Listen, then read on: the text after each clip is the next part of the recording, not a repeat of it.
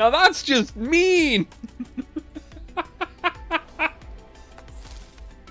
Time for April 5. I really was thinking about stopping it, but I guess not!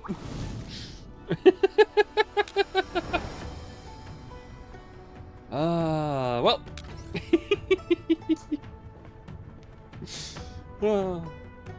Well. Dandelion slowly exits the room and stands upright under the night sky. Dandelion? How are we getting here? The clouds gradually scatter and the moonlight shines on her. While she is the only one in the garden, a pair of images suddenly appear. She seems to realize something and closes her eyes. Her mouth curves up a faint smile and she bows, as though welcoming someone. You're here. It's your first time in coming to see me in 10 years. It makes me feel a little lonely. There's nothing in front of Dandelion, but that familiar form in eyes is standing before her, clear as day. We haven't seen each other in so long, but you haven't even been discussing anything related to me. How cruel. It might just be an instant for you, but it's a long time for me, and for that person, it's endless torment. That's terrible, don't you think? Isn't that just too cruel for that person? Is she talking to him for... oh, well, Lunasia? How could I possibly refuse you? I was just griping. Surely you'll permit me to indulge myself a little, won't you? I knew it. Selfishness is unavoidable, even for someone like you. Dandelion looks at the girl before her, who does not deny this, and shakes her head as though in self-mockery. Everything has changed. Possibly for the better, but possibly for the worse. Everything that happened 10 years ago feels like a lovely dream compared to now. Sometimes I wonder if I've even woke up yet. If not for my neurologs telling me that it actually did happen, I'd have forgotten that unforgettable time. Did you expect all of this too? Or were you just standing aside, watching aloofly as we flailed around like a troop of clowns? I understand. Your arrival implies a new trial is upon us. Still, you choose to stand aside and watch back then? You chose to stand aside and watch back then. Watch back then. Now you're spouting pretentious lines about how you want that person to walk back into the fire. Don't you think you're going too far? Or is this one of your little indulgences? Dandelion leisurely walks in front of that invisible presence. The face does not change, but Dandelion, who was born of the same origin as her, already knows the answer in her heart. It's definitely Lunasia. Well.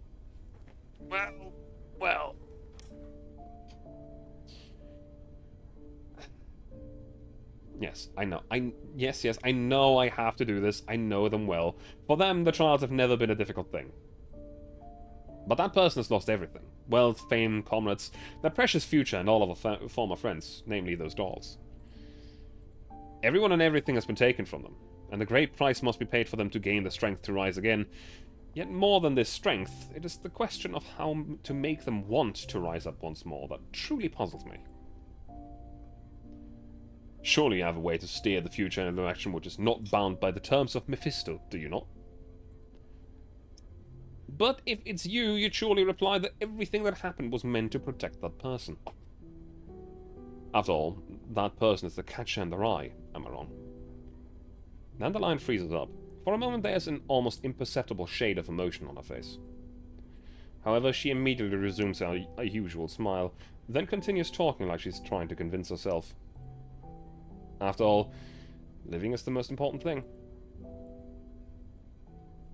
That might be true, but it is also a prison of sorts. 10 years is by no means a short span of time for humans. Even if it was the right decision, the right choice, it still ended up hurting that person, and for the second time too. I wonder, as someone who's made such a ruthless choice, do you feel sorry for the person you hurt? Dandelion tilts her head ever so slightly, as though she's ready to listen to a confession. She seems to be looking forward to making life hard for the conversational partner, but doesn't last long, because she then proceeds to state her own request. Alright. It's not like it's particularly difficult for me anyway. I shall carefully calculate the odds of you fulfilling your wish. And then I shall move in a mysterious way to guide that person's destiny to join with yours. Will that satisfy you, my dear sister? It's just going to take a bit of time. There are no drawbacks for me besides things being a little annoying. However, the price that you will have to pay is going to be so high that even I am having trouble imagining it, you know? Alright, alright. Since it's related to that person, I shall have to exert myself and give it a try. I promise to watch you how that person's life ends after all. But in exchange, you'll have to help me fulfill your wish, okay? Dandelion opens her eyes, and her face, still with a smile, gently lifts. She gazes on the radiant moon and begins talking to herself in a self-deprecating tone. Goodness, you're just like before, running off and abandoning me in the moment you're done talking. Still, the boring days are finally over. An age of fire and blood is upon us once more, and I wonder what kind of destiny awaits them in such a world. Yes, it'll be a while yet until that day comes. Until then, I should probably start doing some of the things I promised her. Dandelion slowly raises her arms, and then she claps rapidly. Almost immediately, a girl with a black hair like hers appears behind her. Lady Dandelion, you called? Haley, I need network access to the beacon network in the central region. Oh yes, help me say hi to the old bunch and tell them their peaceful lives are over. Would you like me to sugarcoat the message? Just give it to them straight. They will understand my meaning with joy in their hearts. Yes, I will take care of it at once.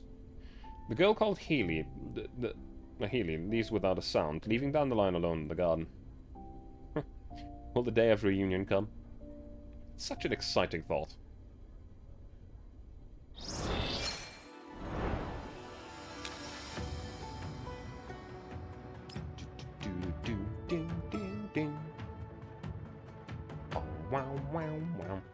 The desolate plains are host to a cluster of buildings that stand out among the surroundings, but are otherwise rather shabby. They sit within a temporary quarantine wall. Several sets of thick railway tracks extend inward from the distance, intersecting at a small intercontinental railway resupply station. The seemingly unassuming supply station serves as a repository for supplies from outside the contamination zone, and it is also the last and only hope for anyone seeking to leave the Yellow Zone. As the quarantine wall's gate opens, a rust-speckled intercontinental railway train slowly pulls into the supply station amidst strident alarms. Radiation cleansing wash is sprayed onto the train cars and pours off the side, emitting an acrid odor. As the train slows down, a deafening metallic shriek echoes within the building, causing the surrounding travelers to reflexively cover their ears. The train comes to a halt, and its heavy blast doors open. Gangways extend from the train to the platform, and the passengers stream off the vehicle. The passengers all look tired as they drag their luggage off the trains. However, one of them is not like the others as she hops, skips, and jumps down the ramp. Ah, that ride was so boring. So much for an express train. I was stuck in my seat for 20 hours. The bones feel like they were shaken to bits. She's the one that I actually kind of want, because her moveset seems interesting. As an elite doll, aren't you made of sterner stuff than that? Even an elite doll can't handle having to sit still in a chair the size of a wash basin. Isn't that right, Bixis? An elegantly dressed doll emerges from the cabin car. She gently pats Zhang Yu's head, which manages to soothe her somewhat antsy little sister. It must have been hard on you, but I don't think that's enough to get the better of the best little sister in the world, am I right? Upon hearing Diane's words, Zhang Yu goes from pouting in annoyance to smiling broadly and smugly plants her hands on her waist. Of course, I was just venting a little. It's not as though I was actually bothered by it. Zoe, how are you doing? As at all, being able to get a seat is pretty good. We shouldn't have asked you. I know it's been hard on everyone. There are still a few miles until our transfer train arrives. Shall we rest in the train station? Because we spent the collapsed pieces we saved up for half a year on the travel expenses for this journey. Was it really necessary? It's true that cross-country travel is a little expensive, but there was an important reason for it. What kind of reason could be worth half a year of income? That's a secret for now. But once you find out, I'm sure you'll be surprised. A surprise, I hope it won't turn out to be a shock instead. I'm sure Diane has a reason for doing what she did. Should you have absolute faith in her as a little sister? That's true, but we spent so much money and I don't even know the reason why. Can't you let me complain a little? I think our luggage for this trip's been unloaded. Go over and get our traveling cases before someone else takes them, okay? Oh. My collection is in my luggage. I can't lose them again this time. Zhang Yu frantically runs towards the luggage carousel. Diane sighs quietly and Zhao He walks up to her. Frankly speaking, I don't really understand the purpose of the journey either. If it's to expand the range of our tour, then there's no point in going so far by train. We won't even make the money for the tickets back with our concert earnings. Our destination is far away from a current active radius. I'm sure you wouldn't have chosen this region if you didn't have a reason for it. Indeed, I have a very important reason for doing this. An important friend contacted me some time back, and while she didn't tell me why I had to be here, I was sure that it was related to our shared past. An important friend? Does that mean it's related to your past in Griffin? Yes, for a certain reason, my friend did not want to leave any records that we knew about this ahead of time. What a strange reason. Sorry I dragged you into this. Don't worry about it. Besides, it's not like I have anywhere else to go. Zoe stretches, seemingly to put Diane at ease, and Diane responds with a smile. Jungyu's piercing voice rings out from the distance. Because there's about... Diane and Zoe turn to look towards the sound of the voice and see Jungyu being chased by several men in security guard uniforms. The guards are trying to handcuff Jungyu, but their strength and agility are far beyond theirs. Jungyu calls out loudly to Diane as she runs. What the fuck did you do? These stupid guards won't listen to me at all. This smuggler's a tricky one. Get more guys in here to surround her. You're the smuggler. Your mama's a smuggler. As Jungyu makes a bigger and bigger ruckus, the surrounding travelers gather around to gawk at, and more security guards swarm over. Diane and Zahui immediately run over to Jungyu, blocking her behind them, and then Diane whispers to Zahui. Don't hurt the humans, otherwise things will get very troublesome. Zahui replies with a knowing nod and attempts to take down the oncoming security guards aside with the minimum force. After seeing the doll's prowess, the guards freeze up, unwilling to recklessly approach them. However, there's a sound of a handgun chambering around in the distance, and a middle-aged man who looks like a police officer stalks over to Diane and the others. Railway police! See struggling or I will open fire. Oh no. Diane looks around herself. While this is just a minor transfer station, things will get extremely troublesome if they do get detained here. Since they haven't broken the law, the current priority is to figure out why Jungyu was being chased by those security personnel. Officer, we're just ordinary travelers. Why are you trying to arrest my sister? The railway police officer looks Diane up and down. He shows no sign of lowering his guard. Are you a doll? Dolls of your grade are a rarity around here. Where's your owner? Get him out here, I want to speak to him. Officer, we own ourselves and we have proper credentials. Here's our electronic ID. Still suspicious, the officer scans Diane's and the others' IDs. The system indicates that they are indeed self-owned and authorized to travel freely. Damn, so you really are self-owned dolls. That's something you don't see every day. The railway police officer finds it hard to believe his eyes. Then he looks back to question the security guards who were chasing Jungyu. What's with those dolls? Our scans revealed weapons in the luggage. They've got guns, lots of guns. We are authorized to bear fire control calls and use weapons. Our ID already shows this. We also declared the other weapons before boarding the train. You can find in the hazardous goods transport permit section. The police officer eyes the security guard behind him, who frantically opens his terminal and goes through it. A while later, he lowers his head and speaks dejectedly. It's all in there. What the hell are you morons playing at? Don't you even know how to check IDs and forms? But our scanners threw up an alarm and we saw the guns and thought we should detain them. That's why none of you have managed to get a proper posting so far. You clowns can forget about being promoted for the rest of your lives. The railway police officer makes a big show of berating the security men while he pulls them aside, then quietly speaks to them. They say that the dolls who can get clearances like this have a complicated past. You shouldn't get involved with them. Even humans can't get this kind of treatment. They're licensed to carry weapons and fire control calls, so they must be tactical dolls from some PMC. A PMC? Then maybe these dolls are...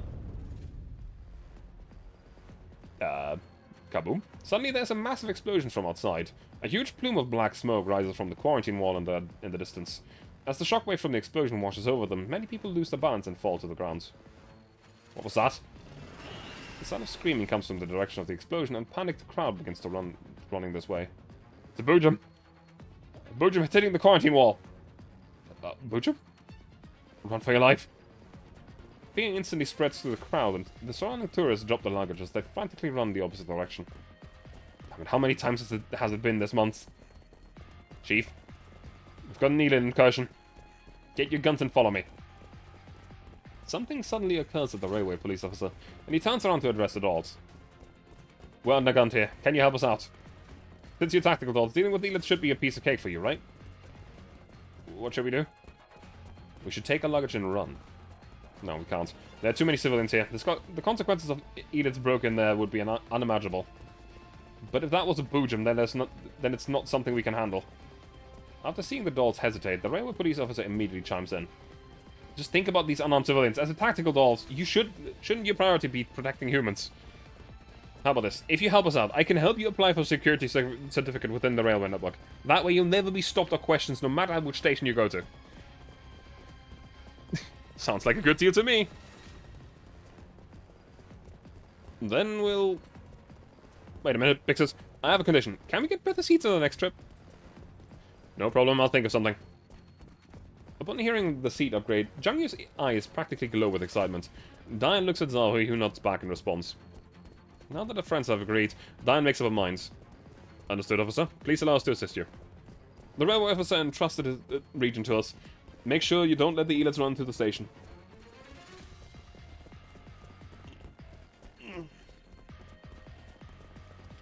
Wow, look over there, big sis. There's a huge hole in that section of the wall over there in the distance. The Elits must have entered through here. Looks like the work of the Boojum. What should we do if we encounter it? It's just a Boojum. I'll rip it to bits. Surely you know what Boojums are, right? They're strong Elids, aren't they? Knew it. We won't be engaging the Boojum. If we run into it, we flee immediately. Understood? Yes, yes, got a big sis. Focus, the Elids are drawing close. Prepare for battle. We drink something. Yeah. Now, we are completely and utterly overpowering these. Like, many magnitudes.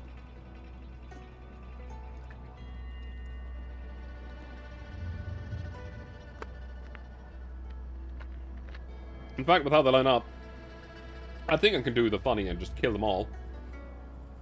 Except two. In turn one with 2 dolls. Yeah. Where's Nitara? There's Nitara. Now where is... There is.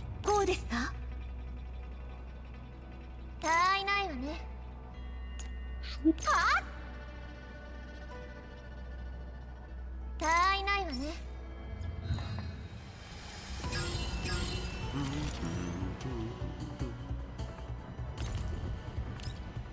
Actually, you're just gonna die, aren't you?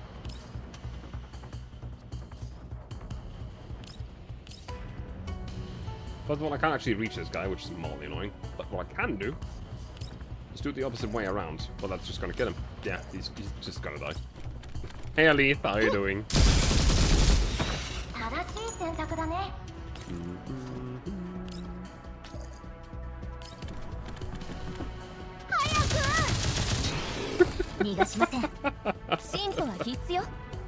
I knew you would enjoy that little funny tidbit that I sent you. Fun fact, because of the way that a certain person had phrased a certain thing in American law, technically every person is female, which is weird.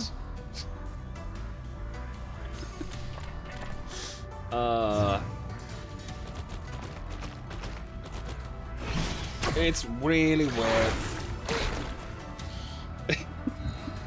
Essentially, the Orange has signed into law that gender is assigned at the moment of conception. However, at conception, every fetus is the same. They're all women. Male sexual organs get developed later. So technically, everyone's a woman.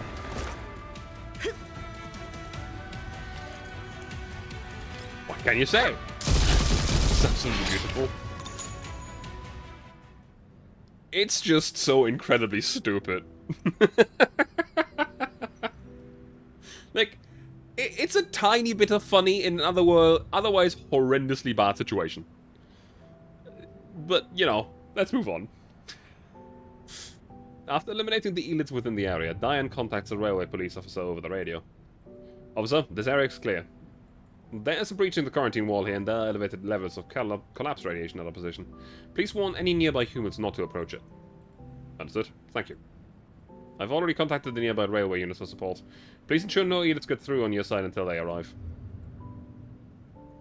It's being smart and nothing changed. I know, right? Right, leave it to us. Ah, also, you best not pass through the quarantine wall and head outside. You might run into something bad out there. Is there a problem over there? We received reports of unidentified groups being active there, and a lot of people have gone missing recently. Boojum sightings has been increasing recently, and there are rumors about a cult operating nearby, so you best not get involved. Thank you for the reminder. We'll pay attention to this. Zhang puts a weapon down and stretches lazily. The heck, these idiots are wimps. After seeing all these humans running scared, I thought we'd encounter some big monster.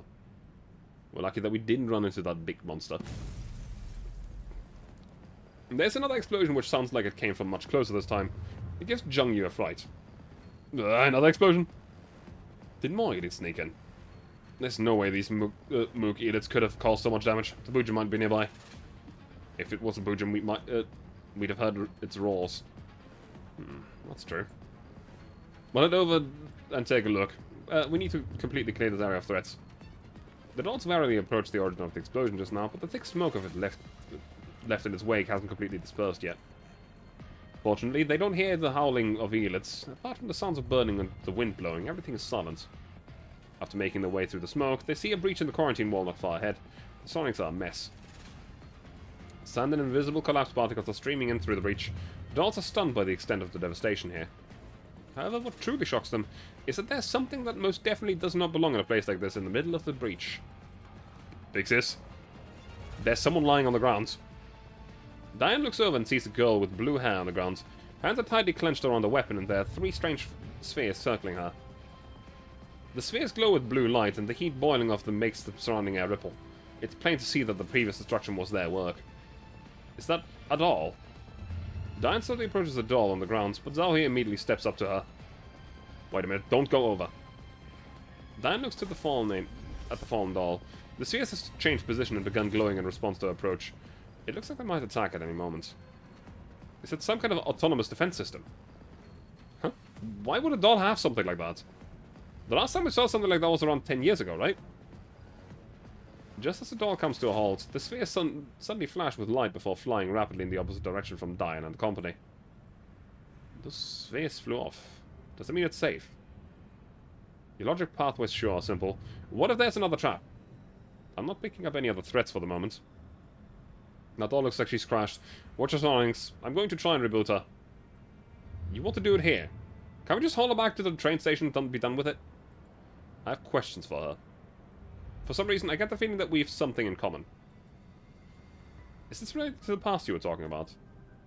The reason that we couldn't talk about it ahead of time? Yes, that's the feeling I'm getting. I'm sure there's a reason that we've come all the way here. While Jungle looks a bit confused, she nods towards Diane anyway. A blue doll, or a blue-haired doll, that could only really be one person. Because, well, the only blue-haired doll that we know currently is active in this game. Let's go open it. However, she doesn't have the spheres. So why are the spheres there? I don't know.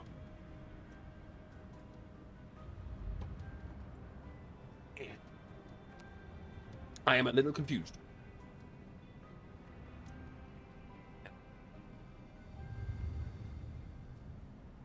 After seeing the 2 dolls scan the surroundings, Diane begins working on the doll. She carefully turns the doll's body over and finds a connection port. She attempts to connect to the other doll's neural cloud, and its firewall structure seems strangely familiar to her. Yes, I will drink. And posture check. Honestly, I should do posture checks way more today. My back has been killing me.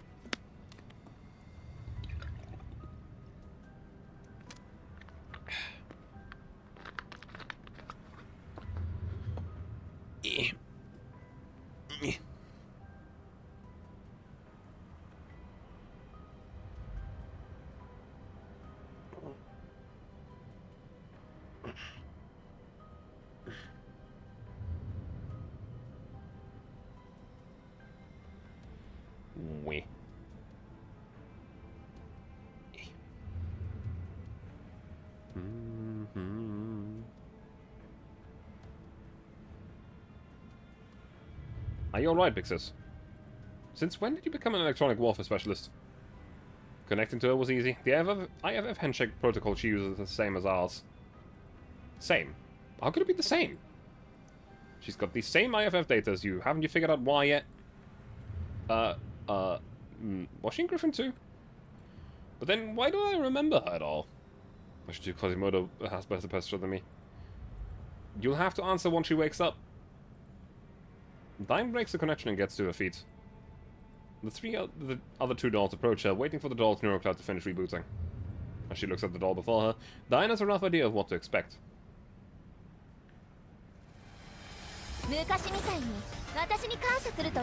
Oh. It's not that I have bad posture, it's just that at work I often need to carry stuff and work in awkward positions as well because repairs. So, yeah. Now we're back to us. I'm sitting in front of the big drop windows beside the main console, blowing on my cup. As I sip there revolting in some coffee, I think about how to handle the upcoming situation. Paradias has been sighted, dolls like Sextons and Darch have attacked us, and then there's the recent transmission. All this makes me sink deep into thought. While I'm trying to sort things out in my head, something in my heart is protesting. So the past has caught up with me at last. Just then, Mei-Ling opens the door to the ops room, walking towards me as she works her tablets. Upon hearing me mutter to myself, Mei-Ling puts down her tablet in curiosity and speaks to me. What were you talking about, Commander? It's nothing, just an adult's pointless grumbling. How's the doll? Are you talking about Sextons? She's already inside the doll repair bay. I just ran the first round of comprehensive system diagnostics on her. Looks like she's been very badly damaged. Most of it wasn't from Leader, though. Just what on earth happened to her before this? I wish someone would tell me that. Let's just bring her in and do some basic repairs on her. We'll have to watch her around the clock, though. Yeah, Leader Grozo said so too. She's already arranged for the rotating shifts to man the security cameras, and we'll have the doll stationed in the repair bay. Alright then. I can rest easy knowing Grozo's handling things. Commander? What's going on? Are you really going to bring Helena out with you again? Ever since we brought Helena back from Paradias, she hasn't been feeling too well.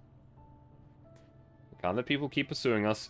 It's not enough to just keep Helena safe. We need to gather more information and launch an adequate counterattack. I know that, but I'm just worried. Don't worry, Mei-Ling. Everything will get better. Really? For some reason, the look in your eyes seems different than before. Different? In the past, you always had a kind smile on your face, but ever since you got involved with Paradias, your eyes have been started looking kind of scary. I fake a cough to hide my excellent display of emotion. After seeing the worried look in Mei-Ling's eyes, I make a show of shrugging to try and calm her down. Sorry, Mei-Ling. I think I recalled something from the past. Don't worry, I won't put the others in danger. I won't let this happen again. My words don't sound the least bit reassuring, but fortunately Mei-Ling doesn't probe further into it. Well, if you say so, Commander. I nod to Mei-Ling, and Mei-Ling nods back, though whether or not she actually understands remains a question. How are things on Colton's end? If Helena's alright, can you have Colton let me speak to her for a bit? They ought to be in the medical room. Should I go over and take a look? Yeah, please pass the message on. Mei-Ling nods to me, then turns to leave the ops room. After watching Mei-Ling leave, I take a look at myself through my reflection in the window glass. Am I really that scary? It seems the ripples which that transmission set off in my heart were bigger than I expected. My regrets over the past surged to the fore, along with my hopes for the future. Before, I had not been willing to recall the past, and neither did I dare dream about change in the future. Right now, however, all the thoughts hidden in my heart are bursting out uncontrollably in my mind. Perhaps I've been trapped in the events from 10 years ago all this time. I look into the glass again, and my face does seem a little twisted. I should drink some coffee to cover it up. Ah, that's hot! Annoyed, I put down my mug and I catch sight of the nearby control terminal. I'd heard the news that had tied my heart up in knots there just half a day ago. I rub my temples and begin recalling the events from back then. Yes. We've read this just now.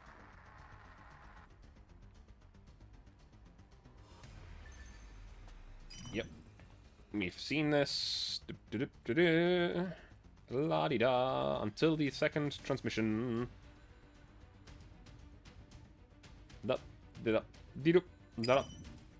Commander! Lena, what's wrong? Ah, are you busy, Commander?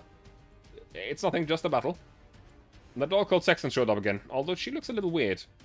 Well, if you need to deal with her, I've got a handy little helper that I can lend you. A handy little helper? Is a commander who conquered far and wide back then having this much trouble with a single doll? Looks like the good stuff Persica was talking about isn't doing that much good after all. That voice, could it be...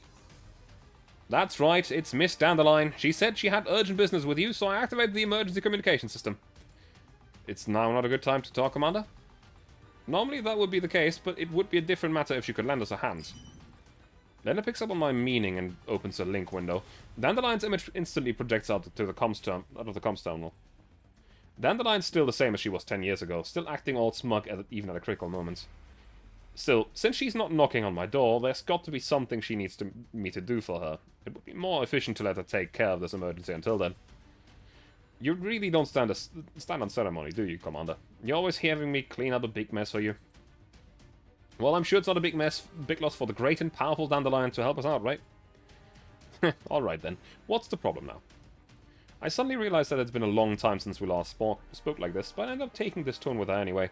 For some reason, I'm not worried at all that she'll be repulsed by my attitude. In fact, even her seemingly mocking tone is putting me at ease. As expected, Dandelion smiles in that familiar yet annoying way. Every time I see that smile, I just know she must be laughing like a hyena deep inside a virtual cognition image. But at the same time, I know she'll step in to solve my issues. I drag the video message Groza sent back into the comms window. Dandelion instantly recognized the person within it. Isn't this the third generation doll Sextons? You know her? I found the information on her easily enough through the Nomtha databases. She's the Gerard Group's newest product, and that pride and joy. A third generation doll? So, just like Ro, then. The hardware's a little more advanced, but from a design standpoint, all I can say is that she's nothing more than a crude copy. Okay. In a short way. In short, way worse than Ro. A copy. Forget it, that's not important. Although she looks pretty messed up, her fighting power still poses a major threat to us. What should we do? The best way to deal with the fake is the real thing, of course. If I'm not wrong, you've acquired remolding pattern technology already, right? Have you used it yet? Mailing. I've outfitted Leader Groza and the others with remolding patterns, but for some reason maximum burst output is stuck at 68%. If we could enter the Elmo systems, I might be able to solve the problem of the remolding pattern's limited output. And then your squad's combat power will rise like whoosh, and you'll one-shot that Saxons before dragging her frame back. I'm sure 3rd Gen Doll's NeuroCloud contains lots of info on the Gerard Group. If you let me take care of it, I could crack it just like that.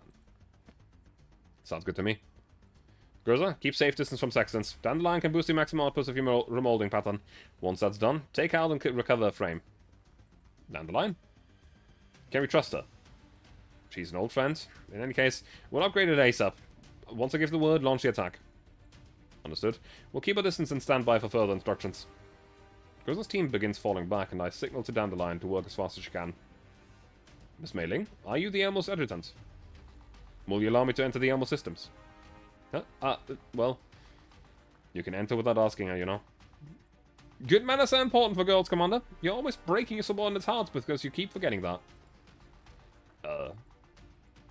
Yeah, Miss Dandelion, right? How are you planning to get into the Elmo systems? You need to tell me whether or not I can come in first. Commander? It's alright. She's probably more familiar with the Elmo than we are, or we need to get the upgrade done ASAP. Then please come in, Miss Dandelion. As you wish. The Elmo shakes violently and the lights sway as well. The monitors on the command console begin to throw off sparks. Mei-Ling nervously sucks a breath in, terrified that she's just made the wrong decision. I pat her on the back, indicating that she shouldn't be worried. However, she looks at me with nervous eyes. Well, it's Dandelion after all. She has a flair for drama, you could say. Her first pop-up was, after all, you know... She is essentially born from the NeuroCloud of M4 and some virus at the same time. Yeah. Soon the monitors and lights could go back to normal. Dandelion must be back. All the modules have been cared for very well. Looks like Miss Mei-Ling's more capable than I expected. You buying our systems already? Oh yes, I booted up the data backup from 10 years ago, and thanks to the massive data sent on the Elmo and the nearby signal beacon, I managed to update part of my virtual cognition image to this data. Once it completely fuses with me, we'll all be happy campers here together. I palm my face. The scenario I least wanted to happen, wanted to see us come to pass. I can practically imagine the tragic days ahead of us. And the bullying F-15 and some of the funniest things. Yeah, it really is. Wait, a backup from 10 years ago? Have you been on the Elmo before, Miss Dandelion? Well, that's a long story, you see. 10 years ago, the commander of yours who's leisurely sitting over there used little old me as a vehicle support AI and had me slave and labor for them all day long. Hey, isn't that the same as... what I meant is that you helped keep the Elmo running in the past as well. So, don't worry.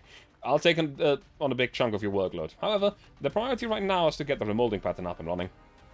Mailing, have you connected the remolding pattern's backend system to the Elmo? Yes. I need you to open the databases and give me the necessary authorization so I can go through the past data. Commander, can you give me a minute? I'll let you handle it. Looks like it's time for me to talk then. Leonard, where's Colin? I was just about to get to Miss Colin. Dandelion and Miss Colin has already took contact with me. It seems like there's been a change in situation, so Helena's destination will need to be altered a little. So we're not going to Kiev. Our prior decisions might have been leaked, and Miss Colin's still looking for its source. Until then, we'll be transferring Helena to a reliable group. Right now, the Gerard group has their eye on the Elmo. Having Helena remain on the Elmo would be too dangerous for both her and the Elmo. It is a pretty high-profile vehicle. So, got any specifics about the plan? I'll explain later. In any case, there is much work to do for you to do, Commander. If just listing all that work takes longer than a minute, it seems I'll need to mentally prepare myself. Commander, I finished analyzing the problems with our remolding pattern. Do you want to hear about them? Go ahead. That's amazing. I can't believe you took care of everything in less than a minute. Any problem that can be covered by the Elmo's processing power is not a problem at all. I made some deductions based on the data and found that the data on the plants and grows and the others' remolding patterns was inaccurate, which led to them not being able to absorb the collapsed particles at full efficiency. Fully resolving this issue will require sample calibration data, but that sort of thing can wait until later. Right now, I've performed some simple simulated calibrations that should bring the remolding patterns output from 68 to, like, 85%. Still not at full output, but that should be more than enough to deal with its third-generation doll. Has it already been done? You can use it right away. Understood. Groza, check your remolding pattern. Can you raise the output to 85%? Yes. The remolding pattern's maximum output has been increased. Commander, should I continue with the attack on Sextons? Your orders are unchanged. Take it down and recover a frame. Understood. Executing now. Do we have to take it down again? It seems like we do. And she does seem to be in a normal body again. I guess. That's... yeah.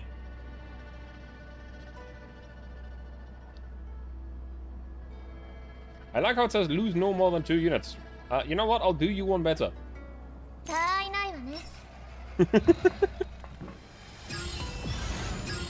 Absolutely. I don't think we even need to set up right now, because... this is like level 15 or something. So like...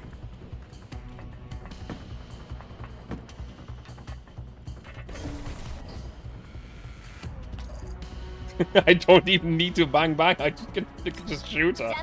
Just pop.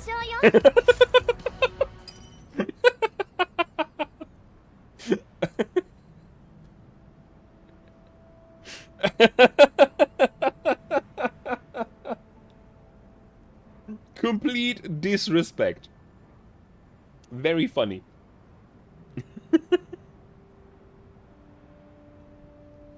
Commander, we've recovered Sexton's frame. Estimated 20 minutes until we get back on the Elmo. Thank you. You've done well. Take care on the way back. Understood. We're heading out. Well, that's Lita Groza for you. She one-shotted that doll the moment she got an upgrade. I didn't expect someone who chased new trends as much as you would bring along an old subordinate, Commander. I'm not a trend chaser. Really now? But then why don't I see a single familiar face? Shouldn't you be the one who best knows the reason for that and best understands what happened back then down the line? Oh, of course I understand. Is there anyone who understands you better than me, Commander? I simply thought your reaction when I phrased it that way would be very amusing. Naturally, I understand that you've bound by limitations of the Mephisto agreements, because some people are so terrified of you that they thought of you not being separated from those cute little dolls of yours keeps them out at night. And here I thought you had wasted away to the point where you'd gotten used to those days of drifting with the wind. You didn't have to say that. Noted, Commander. Are you mad? Frustrated? Wrath even? I look down and away from her. There is no response. I know that I'm not angry. Rather, the fact that she has hit the nail on the head has left me feeling a little guilty instead. All this while, I thought that I'd completed my mission, so I didn't want to experience those despair-inducing things again. Things like watching my friends die and sacrificing my subordinates. Still, despite everything we did, everything we sacrificed, Paradise is still around. If my mission was a failure, then what even was the point of everything I did back then? As I ponder this, the regrets I've been hiding in the depths of my heart surge to the fore again. It's not like I don't understand how you feel. Maybe a new beginning might not be so bad after all. Perhaps those subordinates of yours could come back and work for you again. A new beginning? What kind of beginning? Perhaps we could start with a teeny tiny accident. I don't have time for your riddles. Aw, you won't me. I guess little Miss Nine will have to explain then. Lena? It's like this. Carlin had an idea and she wants you to meet up with 4-4 after this.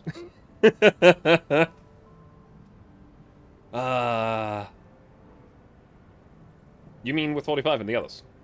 No. Lever, that is to say 45, is still on a mission with Miss Carlin now. Klukai is leading 4-4 now. Klukai's...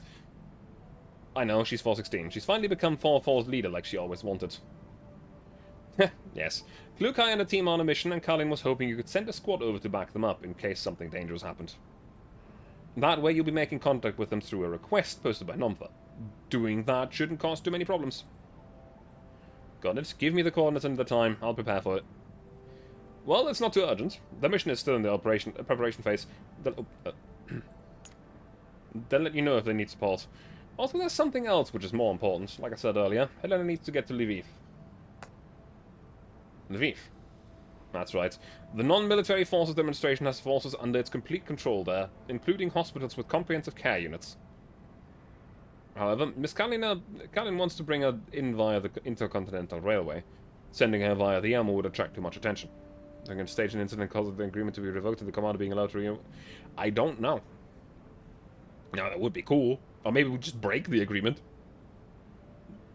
At the risk of being nuked into oblivion. Wouldn't be the most dangerous thing we've done.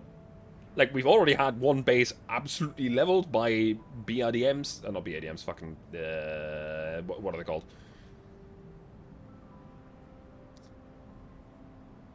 Grad missile launchers, that's what it was.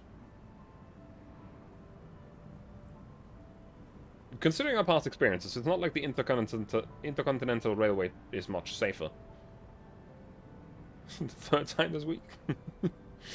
Last time, it was because there was a problem with the pickup at your destination. We'll make sure it doesn't happen again. But you didn't actually encounter any difficulties on your way there, via train, right, Commander?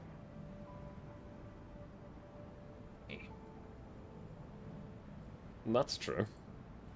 While the Intercontinental Railway and the cities it passes through might not be 100% safe, at least the enemy won't be able to attack them so openly. In comparison, moving through the contamination zone is riskier.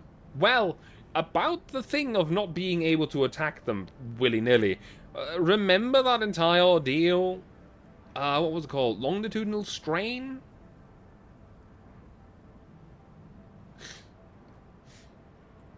I suppose that's true.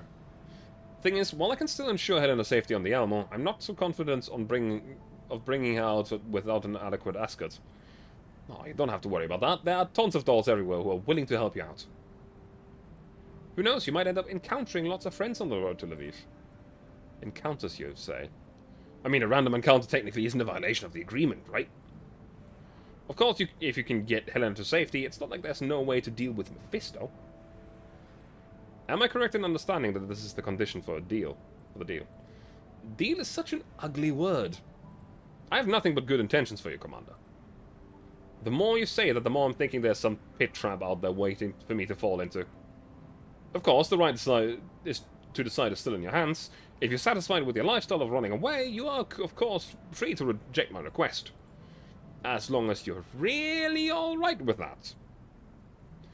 I frowned and I finished the last of the coffee. For some reason, that memory fills me with displeasure. Although I became used to Dandelion's attitude 10 years ago, I'm particularly hurt by how she's acting this time around. I glance at my watch. Just as I think someone ought to be coming over, there's a ding from the lift. Commander, Mei-Ling told me you wanted to see Helena, so I brought her here. Where's Mei-Ling? A Danagate called her way. Apparently she needs to fix something. More of Dandelion's tricks. Never mind, I won't bother about them for now.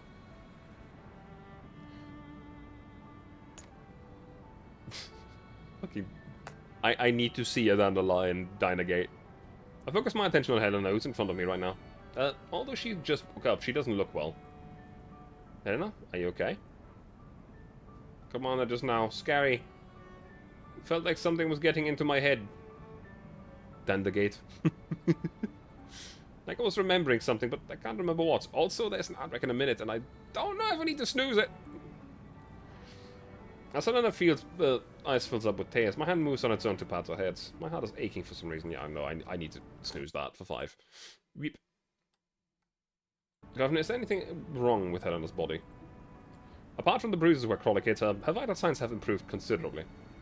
Still, Helena was acting a little strangely back then. There might be something that the Elmo's equipment can't detect. Is that so? I think for a bit, and then I make up my mind. Helena... I wipe away Helena's tears and speak to her in the kindest voice I can manage. Don't be scared, Helena. I'll take you to a safe place this time. It'll be a place where you'll never feel scared like that again. A safe place? Yep, safer than the Elmo even. Not true. Elmo is the safest. You don't believe me?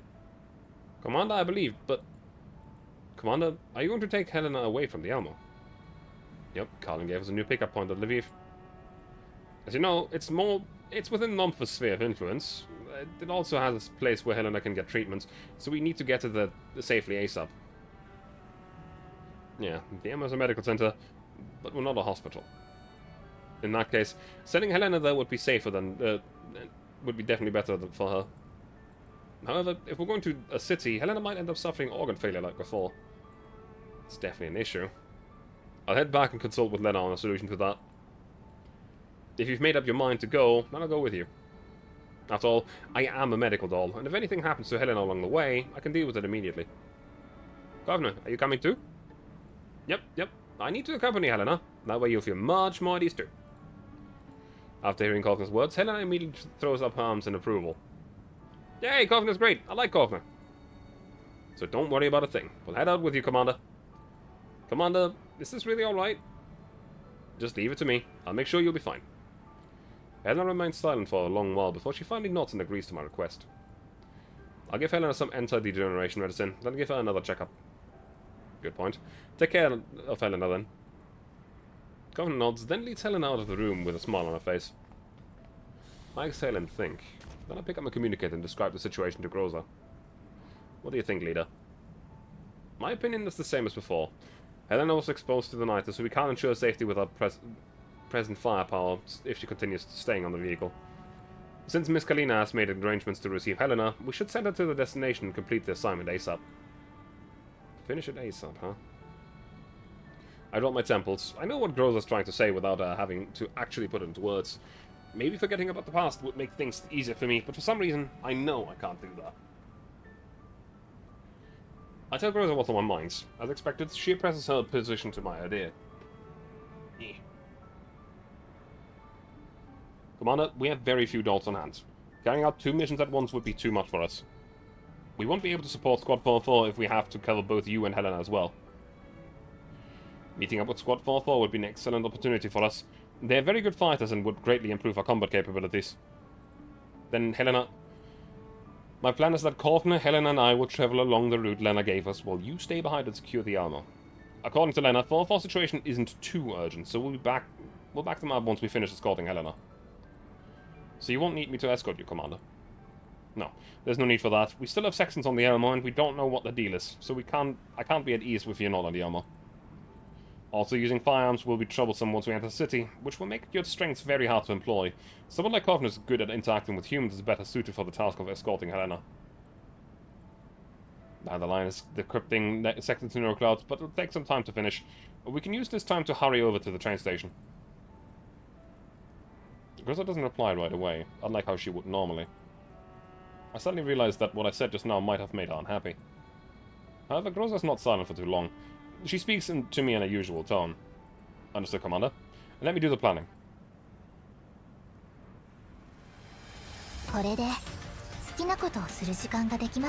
Man, this event has a long storyline. Also, I'm gonna click confirm here because we are about to have an outbreak in 1.5 minutes again.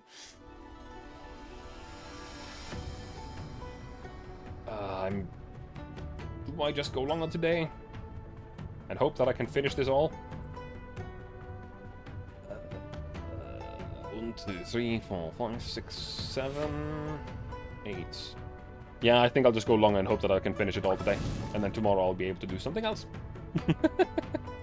Also allows me to use those tickets that I have. So, let me... 20 gems and 5 gems. Apparently I've claimed I've used 3 million Sarda's gold so far. That's a lot. a lot. Hey look, we've unlocked another badge. That staircase reminds me of something.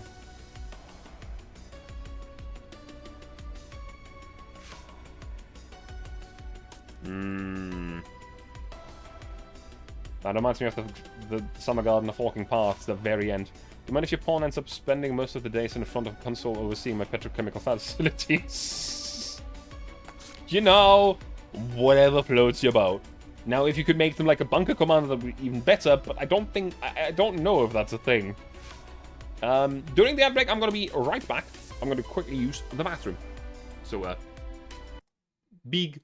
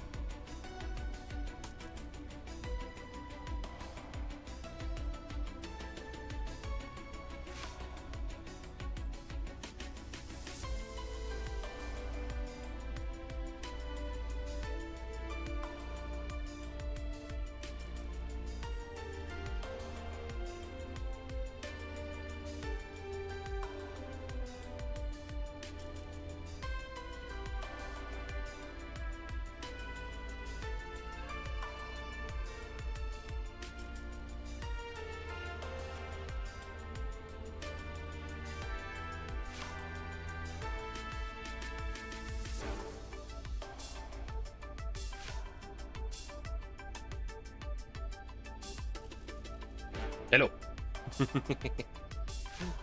I have returned.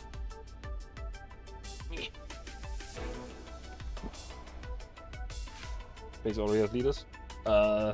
Wait, does that mean you have a bunker, or does that just mean you have, like, command stuff, military style stuff?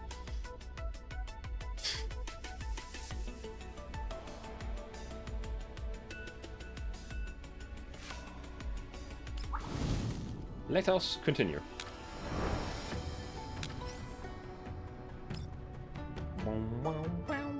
Also, let me just quickly... boop.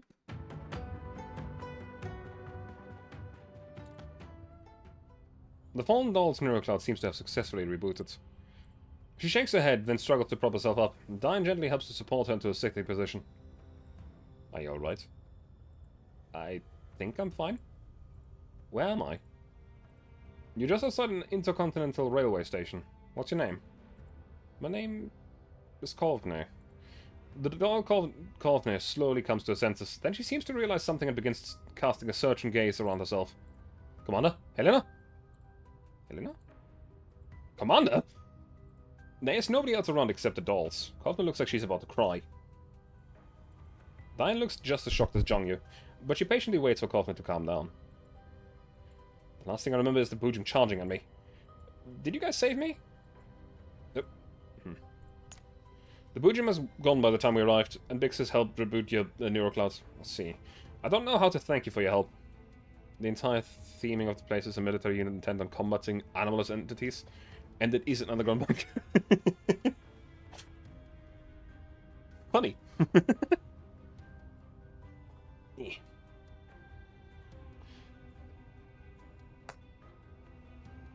We were just doing what we had to. The important thing is that you're okay. About that commander you mentioned, could you tell me more about them? The commander? Why are you asking about the commander? Perhaps the commander you're talking about is the same one I know. We might be able to help each other out. Can you tell us more about this person so we can verify them?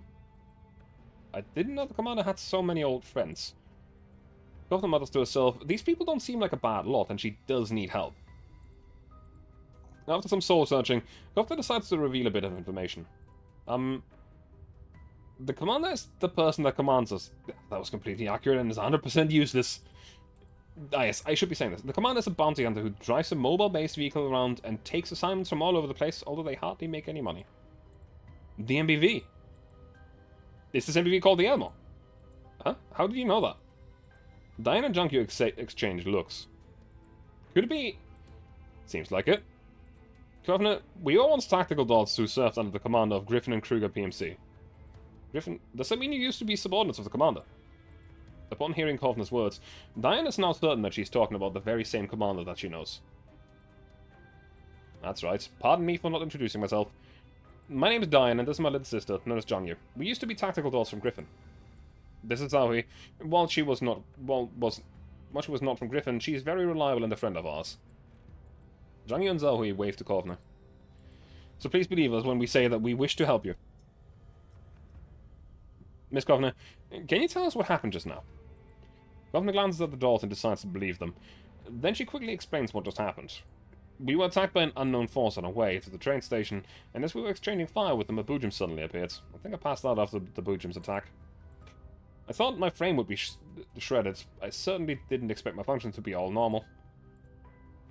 There were 3 floating spheres around you just now. They flew away when we approached you. Floating spheres. Did Helena save me? Helena? You mentioned that name too, in addition to the commander. Who's that? Why is there something as fancy as an automated defense system here? I can't tell you that. Kovner shakes her head. She clearly doesn't trust him. Huh? But we saved your life. Diane looks at Kovner and realizes that further questioning is pointless. More importantly, there are other, more pressing questions she wants to ask. Leaving that aside for the moment, do you know where the commander is right now? The commander managed to avoid the Bujum's attacks just now. I'm sure the commander would look for Helena if they were alright. Maybe the two of them are together.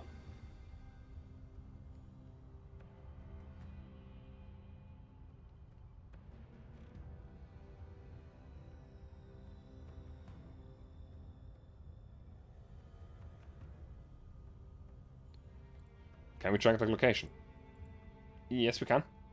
I planted a track on Helena. Covenant fiddles with a terminal and the sound that it makes indicates that it's running normally. Thank goodness, it's working fine. Hang on, Helena's actually pretty close by. But this location, it's underground. Covenant doesn't wait for the door to answer before she runs off towards Helena as the coordinates. The group catches up with Covenant, and after passing through the broken quarantine wall, Covenant goes a long way before she finally comes to a halt. There's a wrecked shutter leading underground to at the location where Covenant stopped.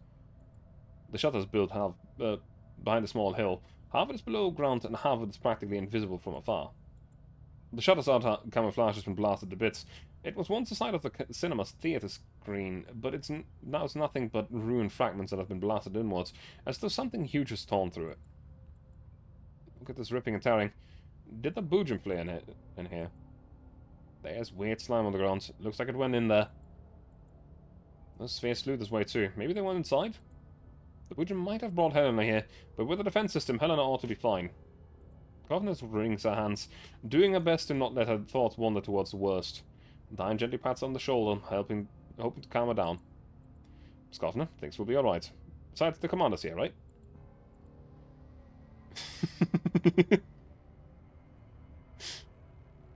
It's all good. It's your game in the end. I just thought it would be funny. Like, have me do what you need me to do in the game. Like, yeah.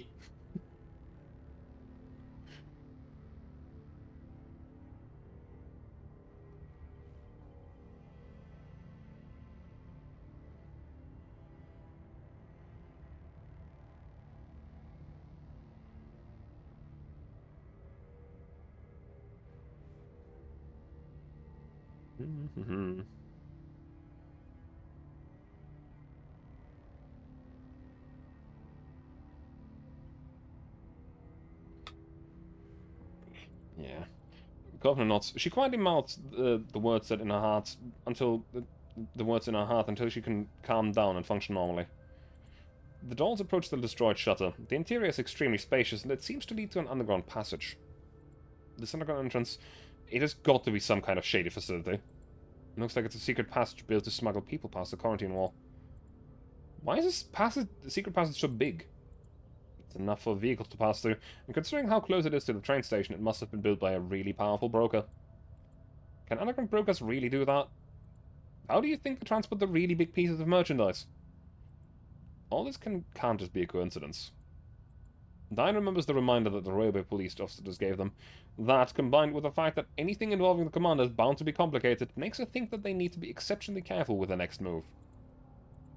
Is this Helena's location and the depths of this passage? From their coordinates, they seem to be far below us. Perhaps there's another facility below. I know I have no right to ask this of you, but could you please help me find the commander and Helena? Diane looks at the pleading look in Covenant's eyes, and then at her two companions. Looks like your instincts are as accurate as ever, Diane. Of course, I'm overjoyed to be able to see the commander again. Diane turns back and nods to Covenant, replying in the affirmative. If we can help the commander, then we will certainly be inclined to help you. Please guide us to them. Thank you. Covenant gazes into the black depths of the passage and struggles to swallow in the fear in her heart. Then she sends the coordinates to Diane and company before turning on a flashlight and venturing forth.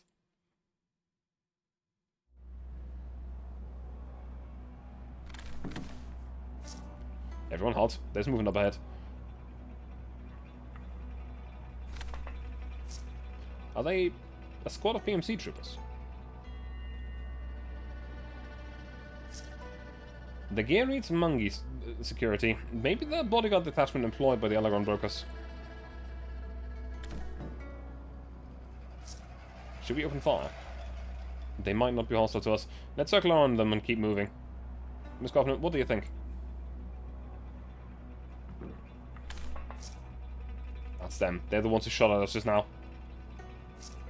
HQ, we've been attacked by some kind of autonomous defense weapon. Casualties are 7 men and we couldn't stop it from advancing. No, the target isn't moving at the moment. Those in Unitatis are praying or something. We can't step in.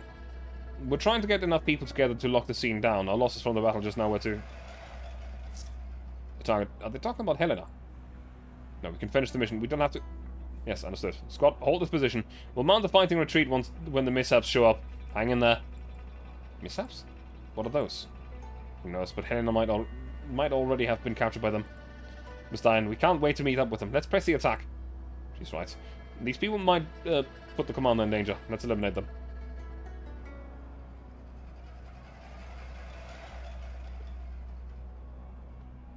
Well, yet again we are in a position where all of these enemies are fodder. Honestly, I know how this time around they are not very centered. I might be able to actually use Brittia's ult here.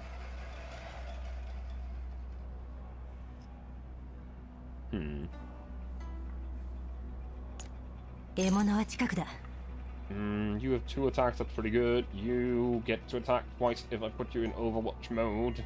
Yeah, no, I'll keep it this way. Okay.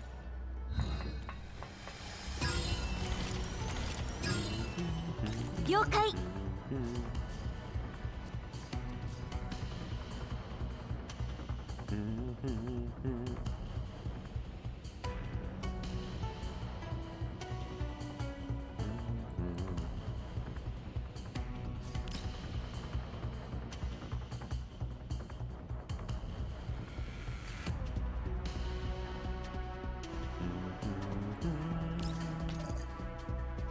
I'll just shoot it. Bucket Kid finally gets to shine. Maybe not, because I can't actually use it immediately. Funny, isn't it? Target. 逃がしません。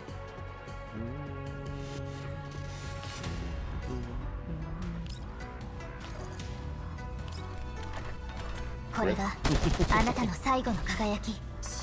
静かに。Also, with bang. With Ulrich here, 3 enemies will just be eliminated right away, because that's just what she can do. 私の腕を信じろ。静かに。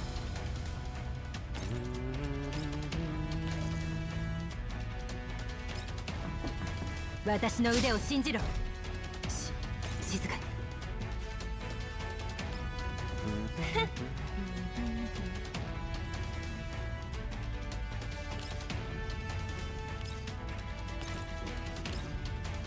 Go on, attack me, dog. I dare you. I double dog dare you.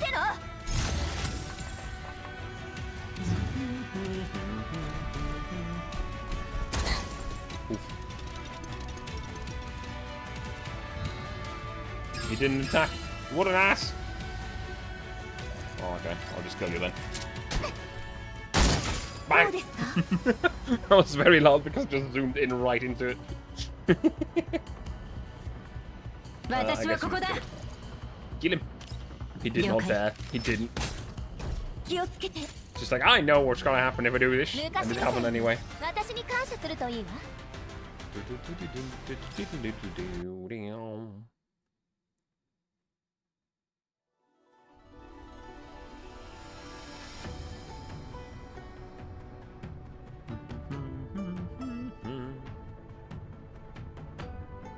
What happened to... He took a shot. Took a little shot anyway. He did. Didn't do anything. But, you know, it's the thought that counts or something. I sit down in front of the control terminal and think about my next move. With Sextons and Nemesis on the Elmo, there's no way Groza can leave it, even if she isn't happy about it.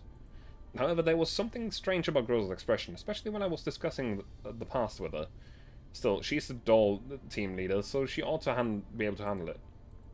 We'll need some combat power to account for any sudden developments. The other dolls are way too flashy, which means the best choice is Korfner. Just a little troll, yeah.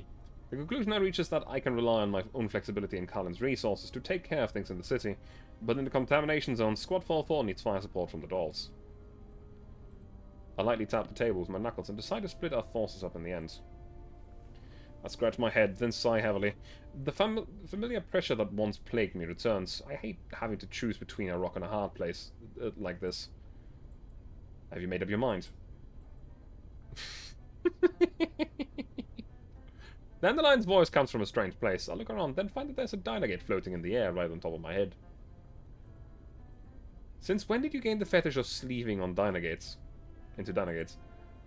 The floating Dynagate that was originally intended as a smart navigator for the Elmo flights a little lower, but I still need to look up to see it. Even in the Dynagate's body, the aura of the smug superiority is uniquely Dandelion's. And whose fault is it that there aren't any usable frames on the Elmo? Now I have to lower myself to using this body. Lower myself? Who the heck even says that? Still, being able to float around like this feels pretty nice. Looks like the stuff I left behind back, but then has pretty good performance.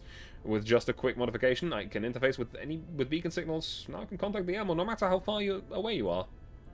So you're saying you're going to head out with us in Dynagate form? To Lviv? Well, if I stayed on the Elmo by myself, I'm sure you'd be worried about me taking it for a joyride and leaving you homeless. Oh yeah, I can totally see you doing that. However, I rise from a place in front of the command console and keep my days trained on the Dynagate. The Dynagate backs up a little to keep a distance and projects a hologram of Dandelion, as though she's standing in front of me and having a conversation. You know what, let me just get a little comfier. Because why not, right?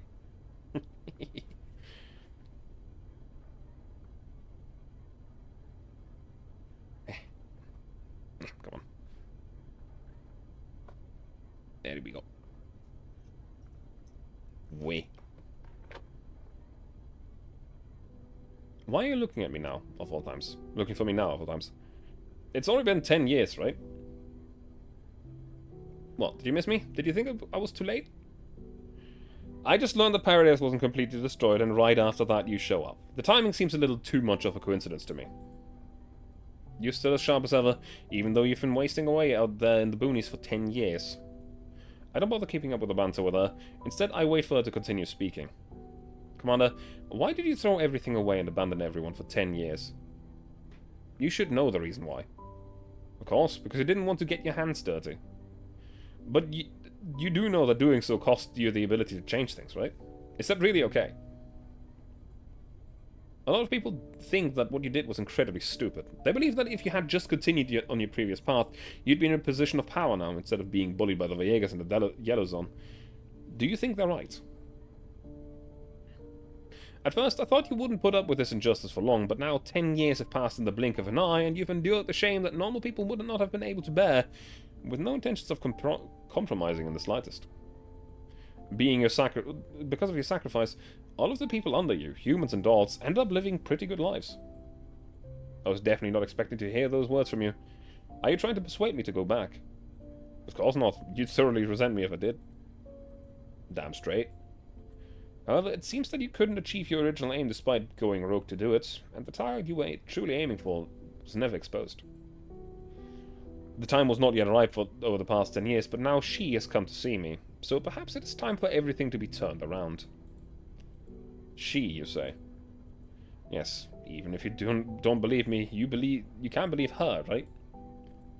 I hesitate briefly, but in the end I ask the question in my heart. And what does she want me to do?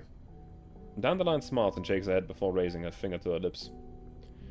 She's just a silent observer. The important thing is, what do you want to do? Leaving aside that pointless hatred, leaving aside that meaningless humiliation, what do you want to do after stagnating for 10 years? Dandelion looks in my eyes and I meet her gaze. There seems to be an inescapable power to them, forcing me to remember something that I've been trying to forget. Or do you think not doing anything at all would be the best choice? It's obviously not the best choice, but right now, do I have the grounds to reply like that? The communicator beeps. I hesitate for the moment, but in the end I pick it up. Commander, the battle plan and combat supplies are ready. Do you want to conduct the briefing? I glance at Dandelion. She shrugs and shuts off her Dynagate's holo projection, as though to say we'll have lots of time to discuss this later. I shake my head, then take a deep breath before giving Rosa her orders. Alright, have them come over to the ops room. The drone takes off from the Elmo's landing pads, and soon the massive Elmo is nothing more than a tiny speck on the ground. Helena and Klovna on one side of the drone, while the box form with Helena's transformed defense systems and I on the other side. Inside the Dynagate's body, Dandelion sprawls over a nearby crate. She taps its surface curiously, as though she's looking for a way to open it. The drone paces through the cloud cover and the air begins to clear up. I take off my gas mask and the morning sunlight is slightly dazzling as it illuminates my face. However, it's not an unpleasant feeling. On the contrary, I actually like it. Seeing the morning sun makes me think that everything is full of hope. I turn to look at Kovna. She's helping Helena to adjust the safety belts so she feels more comfortable. Meanwhile, Helena is looking around curiously. All this is new to her. That's just as well. I was worried Helena would be afraid of flying, but it seems my worries were unfounded. Just as I think this, I hear Mei Ling's voice over my earpiece. Commander, we're in cruise mode now. We're about an hour away from our destination, the Intercontinental Railway Transfer Station. Make sure you fly as well, Mei Ling. It took me a long time to get this drone back into flying condition. I have the feeling that the comment we're going to get is like, me? But I did the repairs. Of course I will, Commander. The drone will touch down some distance away from the train station. Miss Dandelion said she upgraded the Dynagate's functions so you can use the beacon's comm systems to contact the Elmo at any time. Got it. Thanks, Milling. I'll be counting on you to get us there and land us. I end the transmission and turn to look at the Dynagate that engaged in amusing itself.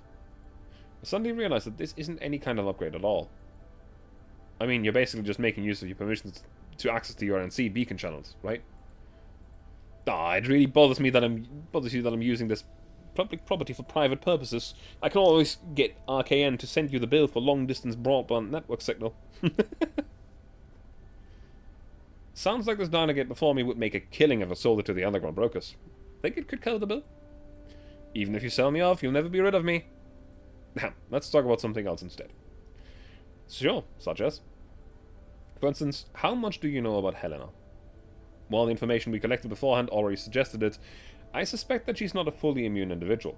The only thing we can be certain of is that she's related to Paradeus in some way. Surely there's no way you're entirely ignorant of this, right? Being a former creation of Paradeus yourself and all. Am I really that all-seeing and all-powerful in your eyes? Unfortunately, I'm not as idle as you, Commander. I don't have the time to investigate this matter. While you were slacking off for 10 years, I was working on the development and maintenance of the URNC's fully automated internal planning and management system. How's that? Impressive, huh? So tell me, oh endlessly busy Madame Dandelion, who is involved in great endeavors, where do you find the time to come down here and cosplay a Dynagate? That's because I have a capable junior who's my pride and joy. Don't forget, OJS is very good at differentiating and evolving. I upgraded daughter forks of my virtual cognition image and had them learn and grow until they became autonomous intelligences who could work on my behalf. So you were just chilling. So you created a few clones of yourself in order to slack off, is that it? Commander, I am in awe of how you can reduce something so complex and grant a banal triviality in just a few short words. You're making me blush. Back then, even the URNC's top brass had to queue up for a whole week just to meet me. Goodness, there might not be anyone in all of the URNC who could do this instead of me. Huh, is that so? Want to know how I did it? I'm kind of clueless about technical stuff. I bet Persica would love to talk shop with you, though. What a shame. Let's discuss something else, then.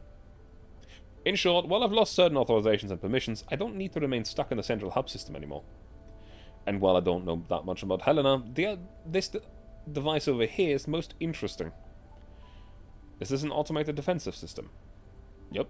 It's made with extremely high-grade material parts and its makeup is also very interesting. The internal barrier design is very unique, to the point where I want to try and crack it to see what's inside. What happens if you get in? I'll be able to control the defense system like I do this Dynagate, of course. So after cosplaying a Dynagate, Dandelion's going to cosplay a box next. While the notion comes to mind, I decide not to speak it out loud lest I get scolded. This defense system is very powerful. It would help me a lot if you could control it. Huh. The Dynagate's eye-like main camera whirs and narrows, as though it's gotten some kind of wicked idea. I'll hold off for the moment, then. We can't have you getting into the habit of relying on others and becoming lazy, Commander. Thank you. Once again, I'll turn to look at Helena. Kovna's head is down as she's checking her systems. I hit the PTT on my communicator twice to indicate that she should patch into the channel, and Kovna obliges. What's wrong, Commander? Helena's going to be spending a long time out in the contamination zone this time around. Is she alright? I brought some nutrient supplies along. They ought to help her keep her body functioning. Also, I modified the remolding pattern. Now I can dispense collapsed particles for Helena to absorb. That way her body won't degenerate too quickly. Miss Lena also promised us that there would be places in the cities along our way where we could treat Helena's condition. She'll coordinate with us as we move. Good, we need to be prepared. Helena begins gesticulating wildly upon seeing Covenant talk to me. Although I can't make out what she's saying over the roar of the engines, it's immediately obvious that she's trying to tell Covenant that she wants in on the conversation. As expected, the moment Covenant puts her headset on Helena's ears, her voice immediately comes onto the channel. Commander, sky, pretty. Not like on the ground. If all the collapse contamination were cleared away, we'd be able to see things like this on the surface too. I see. So when cleared away? That's a mystery. Surely the great and mighty UNC will finish that task someday. Hannah tilts her head from where she's sitting on the other side of the drone. Perhaps the topic was too complicated for her, but she decides to just skip over it entirely. Feels like going out on holiday. Do you know what holiday is? No, I don't. Covenant told me. I knew it. A holiday, That's a wonderful word that's completely unconnected to my current situation. Covenant, have you ever been on holiday? As if dolls could go on holiday. Read about it in a book. I read about it in a book. However, when the commander can take us all on holiday in the future. Holiday! Everyone on holiday! If only we had the money for that. Helena seems to be in high spirits today. That's because you're here, Commander. Helena's always enjoyed being around you. It's like you've got a daughter, even though you haven't tied the knot yet. Quiet you. Dandelion sees the opportunity to slip into the conversation, begins telling them all about my various dorky scandals from Griffin until they're doubled over in laughter. I quickly change the subject, clearly because I'm worried they'll fall off the drone from laughing too hard. Yes, that's it. Dandelion then talks about one of our previous missions. They are so shocked by the tale of the doll's battles and sacrifices that they can't even speak. This time I don't interrupt her. I silently listen as Dandelion narrates the past, and the faces of all my past friends and comrades come into view. The drone is flying serenely through the sky, and the sky is slowly brightening from the pink of dawn. The immediate thing that I'm thinking of is fucking Paldiski. Just Paldiski. Like, that entire ordeal is such a massive thing that happened. At great length, Dandelion finally finishes telling a story. Covenant's voice sounds a little choked up over the comm channel. I didn't know you went through all of that, Commander. It was all in the past. Commander, amazing! I'm not that amazing. There you go again, Commander. You get embarrassed when a girl praises you, even when it's a young one doing it. That sounds really wrong. Do you like them young, Commander? Oh, not necessarily. I believe the Commander's preferences are very comprehensive, otherwise they wouldn't be so indecisive on that particular topic. Hey! I reach out to try and grab the dandelion gates, but she nimbly evades me. She hovers just barely out of reach of my arm's maximum attention, and as I am still secured to my seat, all I can do is glow impotently at her to indicate my displeasure. Commander, we're almost there. Please remember to put on your mask. The drone is about to descend. There we have the squeak I saw all over Twitter all week.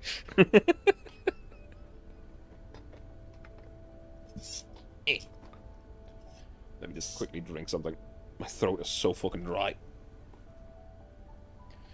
I can already tell that my voice is going to be absolutely suffering tomorrow.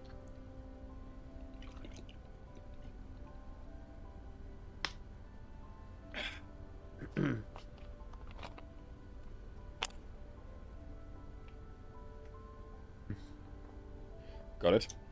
Alright everyone, settle down and prepare to descend. Milling's voice draws me back to my task, and after hearing her, the others stop messing around too. I put my mask back on, signal to everyone to get ready to land.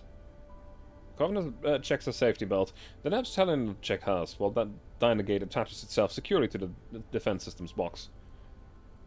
The drone slowly sinks into the cloud cover. Although I can't see the surface, I have the feeling that we're not far from our destination. Just as I'm prepared for the descent, Covenant's voice reaches my ear, and my terminal indicates it's a private transmission. Commander, if Helena gets cured during this trip to Lviv, will she be coming back with us? Probably not. Someone will protect her and take her to a safer place. Is that so? It'd be a little lonely then. For a moment, I'm at a loss for how to respond. After a brief silence, Kov continues speaking. But that's definitely a good thing, right? In the story Dandelion told just now, you saved a lot of people, so it's the same as well this time. We saved her, right? I'm briefly at a loss for words. There were a lot of people I didn't manage to save. That's what I want to say, but even though I open my mouth, I can't bring myself to say those words. I reflexively look at Helena, but she has none of the excitement from before. In fact, she seems to be in a daze. Kovna also notices Helena's unusual behavior and speaks to her in a concerned tone. Helena, are you okay? Are you not feeling well? There's a voice. Helena does not answer Kovna's question. I can hear her muttering quietly to herself over the channel. Just as I'm about to speak to her, the drone suddenly starts shaking violently, and I immediately realize it's caused by the shaking of the box beside me. What's going on? Commander, the defense system is changing form. The Dynagate breaks free of its attachment and flies into mid-air to avoid being hit by the box of shaking. It's a voice that's the same as me. It sounds familiar. It's like before, but this time it doesn't hurt. Something happened to Helena. So she can hear something we can't. Helena, what's with you? Kovna looks worriedly at Helena, but Helena ignores her, instead gazing into the depths of the clouds. Over there. The box instantly transforms into the three spheres, and I hurry to grab the Dynagate as the shockwave of the transformation tosses it aside. The spheres fly over to Helena, slice her free of her safety belts, and carry her into the air. Kovna tries to grab her, but Helena nimbly avoids her. After glancing coldly at Kovna, Helena flies free of the drone, ensconced within the embrace of her spheres, and swiftly disappears into the clouds. The disruption from the spheres makes the drone shake violently, and I hold on tight to the handrails to try and keep my balance. Commander, what happened? The drone suddenly lost flight stability. And as she flew away. Flew away? The unbalanced drone goes into a flat spin and plummets towards the ground. I glance at the propeller next to me and see that it's constantly shifting its pitch and orientation. Clearly, Mei Ling is doing her best to keep the drone aloft. All I can do is let Mei Ling handle things. I hold onto the handrail for dear life, and the blood surging into my brain makes me feel like I'm going to puke my guts out. Commander, hold on tight, don't fall off. Through the corner of my narrowed eyes, I see Kovna clinging on for dear life to the handrails. The wind is blowing so hard I can barely open my eyes. I channel all my strength into sticking the Dynagate to the drone so I can free up a hand to cling even tighter to the handrail. Hold up, hold up! Mei Ling yells over the comm channel. I never heard her yell that loud before. Perhaps her angry yelling had an effect, because the drone manages to adjust its propeller's pitch and the drone slowly stops spinning. As we regain lift, the drone climbs hard, forcing me to change position so I don't feel uncomfortable.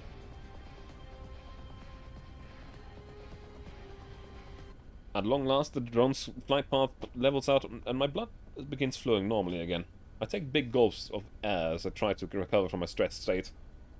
Everything happens far too suddenly and we're all confused. However, I know our current priority is getting Helena back. Well done, Mei Ling. Commander, are you alright? I'll take more killing yet. Kovna, can you track Helena's location? Just in case, I had Kovna put a tracker on Helena. I would have expected that it would come in handy even before we touched down. Yelling at misbehaving technology is an effective fix. Hang on, I can still track her. Send Mei Ling the coordinates. Mei Ling, take us there. Okay. Covering from a flat spin, well done. Well, it depends on the altitude, right? If it was really high up, then...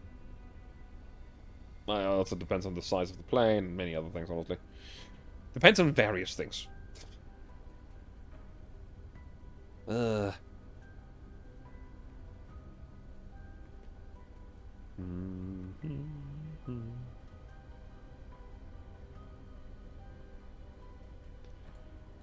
Mei Ling, can you see the coordinates? Helena's position is constantly changing. I need you to keep refreshing the location data. Got it, leave it to me. The drone immediately changes course and begins flying in another direction. My brain kicks into high gear. Was that information leaked? Are we going to get ambushed again? But this time it was Helena herself who did it. Or does the problem lie with Helena? She can hear something that we can't. Perhaps Helena has something in common with those Niders we've seen before. The Dynagate that's attached to the drone looks my way. Her tone isn't as teasing as before, which is a sign of Dandelion's reliable side. Thought so too. When we first received it, the words Helena 043 were written inside her box's logs. Can you help me gather information regarding that? I'm on it, but I don't have much processing power bandwidth, so it'll take time. Alright, I'll leave it to you. Betting skillful piloting and the drone's high-speed flight quickly bring us out of cloud cover. Looking down, we can see the glow from Helena's face in the distance. There are flashes coming from the ground where Helena is firing. I squint and see an intense firefight taking place against a not too large monster. Is that the Boojum? Mailing, head for the Boojum. Descend as you go. Once you reach 100 meters AGL, begin orbiting the Boojum so we can observe the situation. Will do, Commander. The drone rapidly descends, and after going lower, I get a clearer picture of the situation on the ground. The not too large Boojum has flipped over a vehicle belonging to a squad of armed troops, and the armed forces around it are blasting it with weapons of various calibers. The Boojum is heavily wounded from the attacks, but does not move from its place, as though it's protecting something. It's located in what seems to be a small town, but the town seems to have been abandoned for a long time, and the ravages of war have only made it seem more run down. The point of light representing Helena is flying over the Boojum. We tried to follow it, but some of the armed troopers firing at the Boojum actually turn and shoot at the drone instead. Bullets whiz past my ear, and with no recourse available to me, I have to ask Mei Ling to pull up. Take us with those people. We'll land first, Mei Ling. Circle around to where they can't hit us and set us down. I'm on it. Now searching for a landing site. That story chapters are very long. I don't... Okay, after going through that, I don't think we can get through the rest of this in the next 35 minutes. I'm gonna have to return to this again tomorrow.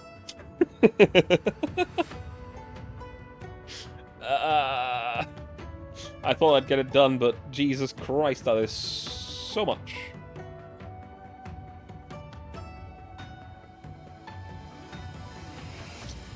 At the same time, that was not a combat note, that was this text note, and that's seemingly the last text note, so... That's the story in this.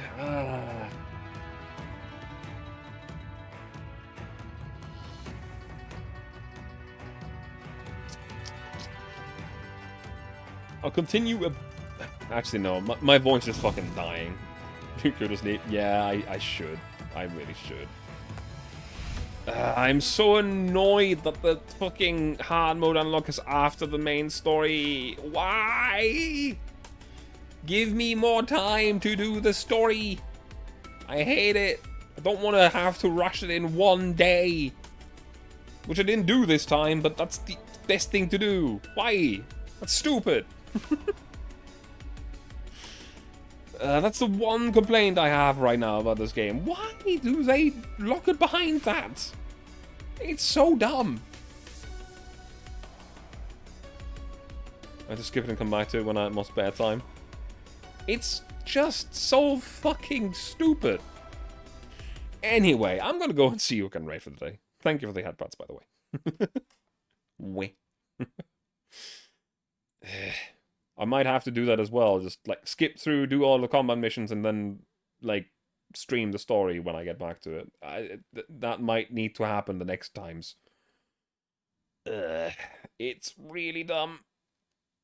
Well, I know who to raid, though. We're gonna go say hi to Volprak, who's currently playing War Thunder, of all things. Why bot no counter? That's a good question, actually. Why not?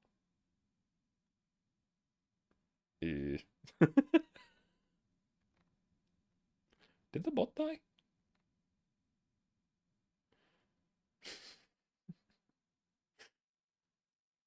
Let me try.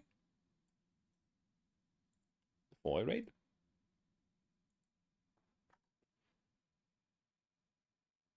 It worked on my end. It just doesn't like you.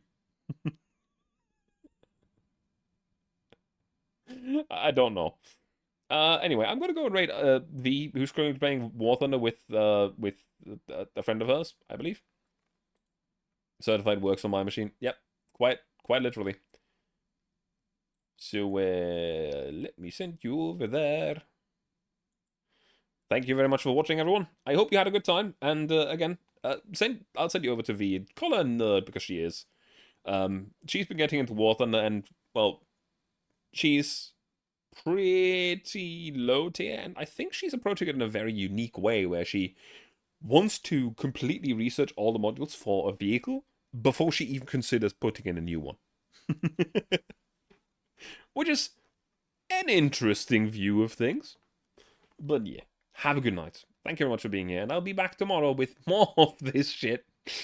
The good thing is, there's no more raids, so I have more time for it, so I might be done before the time that I would normally start my Thursday streams, and then maybe I can play something else afterwards. We'll see. Anyway, have a good night. Bye-bye.